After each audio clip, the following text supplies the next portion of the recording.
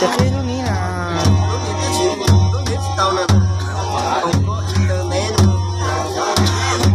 bố đi mà chỉ bao hải lô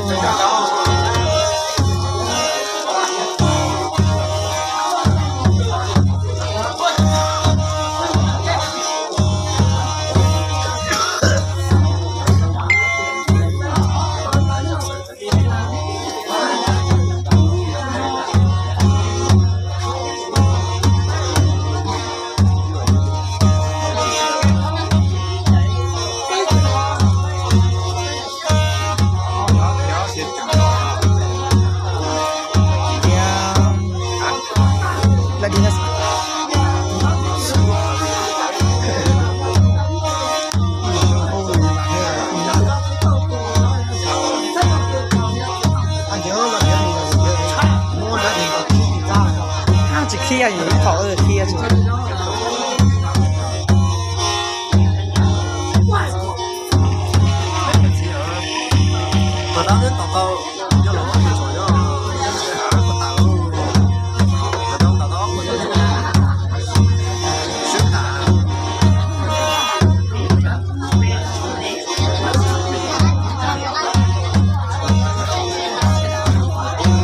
sao giỏi thì mà sao bình được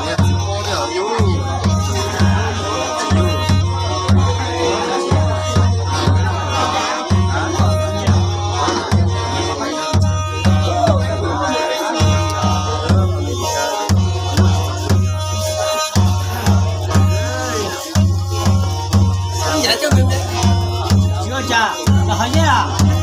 Ơi, con nữa đi chào hả? Cái tường này sẽ có tiền được. Còn thì hai nhà sẽ lo, mong lo đi rồi, sẽ lo. Không có đi được. Cảm ơn bạn. Sao à? Là sẽ lo mà chỉ chừng lo.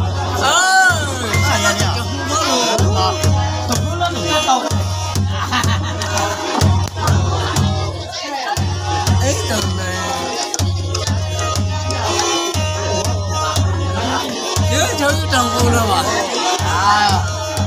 chỉ có gì chọn nữa ôi đó nhớ được mà chọn nữa mà cái gì chọn ta đến chọn